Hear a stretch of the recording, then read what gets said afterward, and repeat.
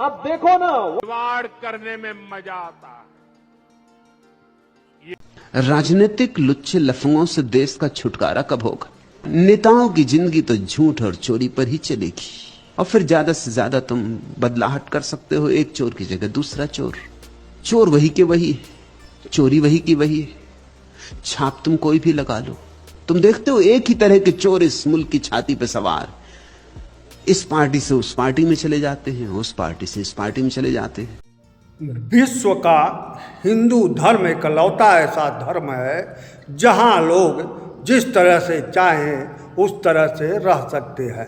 यहाँ veg nonveg यानी मांसाहारी शाकाहारी की भी बहुत बड़ी व्यवस्था है, वैरायटी है, और तमाम आप किसी भी तरह से इसका यूज कर सकते हैं। उदाहरण स्वरूप कोई सोमवार को मीट नहीं खाता, बाकी दिन खाता, यानी जो कई लोग सोमवार को मीट नहीं खाते, मांस नहीं खाते, मुर्गा नहीं खाते, लेकिन बाकी दिन खाएंगे। कोई शनिवार को नहीं खाता, बाकी दिन खाएंगे। कोई गुरुवार को नहीं खाता, बाकी दिन खाएंगे। कोई मंगलवार को नहीं खाता, बाकी दिन खाएंगे। कोई बुधवार को नहीं खाता, बाकी दिन खाएंगे। कोई रविवार को नहीं खाता, बाकी दिन खाएंगे। यानी कोई सब दिन खाएगा, कोई नहीं खाएगा, कोई नहीं खाने वाला है। यानी यहाँ मांसाहारियों में भी तमाम वैरायटियाँ हिंदू धर्म में हैं। लेकिन इस समय चुनाव चल रहा है, मजा, जनता को मजा, जिस मुद्दे में आए नेता उसी मुद्दे को उठाते हैं। कभी इस पर कोई ध्यान नहीं दिया कि कौन किस दिन मांसाहारी रहता है, किस दिन मांसाहारी नहीं रहता है। किसी ने आज तक इस पर ध्यान नहीं दिया था, लेकिन चुनाव के दौरान लगातार कई बार से इस पर ध्यान लोगों का जा रहा है कि आप किस दिन मीट खाते हैं, मुर्गा खाते हैं, मटन खाते हैं।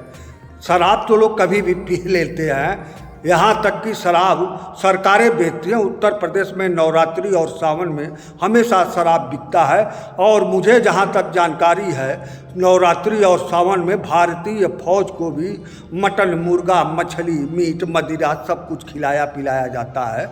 अब यह अलग बात है कि आजकल इस चीज़ को भी मुद्दा बना दिया गया है, और मज़ा लीजिए, आप मज़ा लीजिए कि आप कब नॉनवेज खाते हैं, कब नॉनवेज नहीं खाते। यह भी एक चुनावी मुद्दा है, और सारे मुद्दे, बेरोजगारी, गरीबी, भुखमरी, सब, शिक्षा, स्वास्थ्य, रोटी, कपड़ा, मकान, सब गायब। मज़ा लीजिए इस चुनावी मुद्दे का।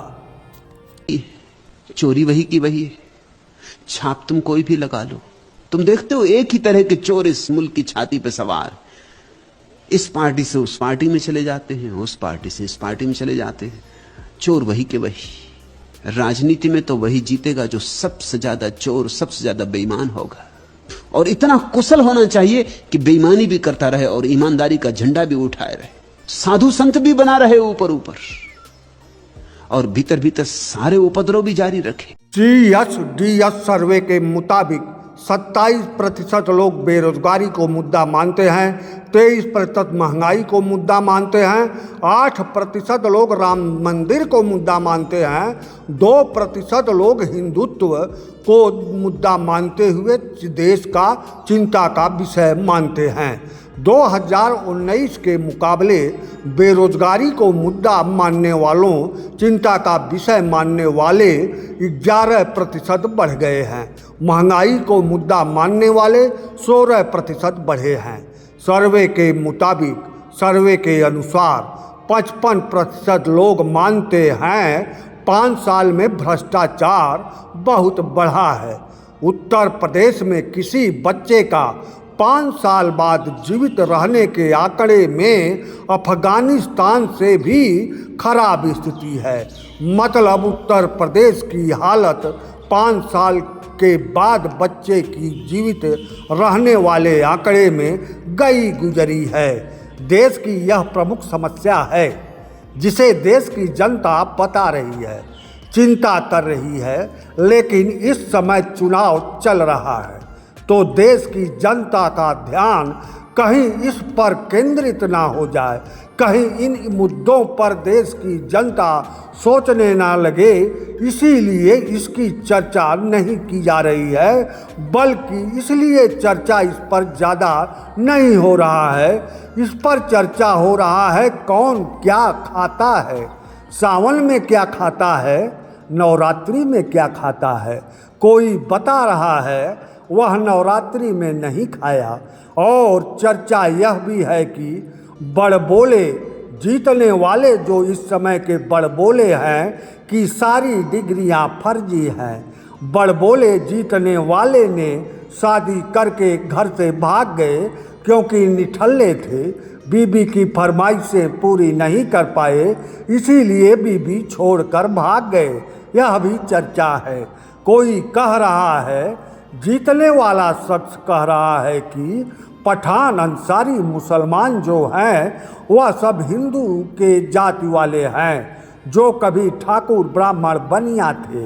हिंदुओं के इस जाति के लोग ही मुसलमान बने। वहीं बड़बोले जीतने वाले शख्स बता रहे हैं कि अंग्रेजों से पहले जो मुसलमान भारत पर आक्रमण करते थे या किए थे, उन्हें कैसे मज़ा आता था, यह प्रधान बड़बोले बता रहे हैं। पूरे चुनावी भाषणों में वेज और नॉनवेज भोजन की चर्चा चरम पर है। नवरात्रि में उत्तर प्रदेश में मदिरा की दुकानें खोलकर शराब सरकार बेच रही है। यह आरोप भी लग सकते हैं, लग रहे हैं। और आरोप तो यह भी लग सकते हैं कि भारत सरकार नवरात्रि और सावन में फौज को, अपनी भारतीय फौज को मटन, मीट, मछली, मुर्गा, अंडा और मदिरा पिलाती है। यह भारत सरकार हिंदू धर्म को भ्रष्ट कर रही है, क्योंकि भारतीय फौज में हिंदुओं की संख्या ज़्यादा है। इसीलिए भारत सरकार जानबूझकर नवरात्रि और सावन में फौज में मदिरा, मटन, मछली, मुर्गा खिलाती है। देश की 55% आबादी मानती रहे कि भ्रष्टाचार बढ़ा है, क्या फर्क पड़ता है। देश के कर्णधार इसे मानने नहीं देंगे। वोट तो वेज नॉनवेज पर ही पड़ेगा। इस सब के पीछे आधार क्या है? तुम क्यों कुर्सी को इतना मूल्य देते हो? पद के मूल्य को गिराओ। कम से कम एक चीज का मूल्य मत बढ़ने दो, कुर्सी का मूल्य मत बढ़ने दो, उसका मूल्य ह्रास करो। जैसे रुपए की कीमत गिरती जाती, ऐसी कुर्सी की कीमत गिराते जाओ। एक घड़ी ऐसी आ जाए कि जिसको तुम कुर्सी पे बिठा दो, वो बैठे ही रहे, ना कोई फूल माला लाए, न कोई शोरगुल मचाए, न कोई जय जयकार करे। तब तुम पाओगे कि राजनीति में दूसरे तरह के लोग उत्सुक होंगे जो कुछ सेवा करना चाहते। तब नहीं तो चोर और लफंगे और लुच्चे ही उत्सुक होंगे जो ताकत में होना चाहते।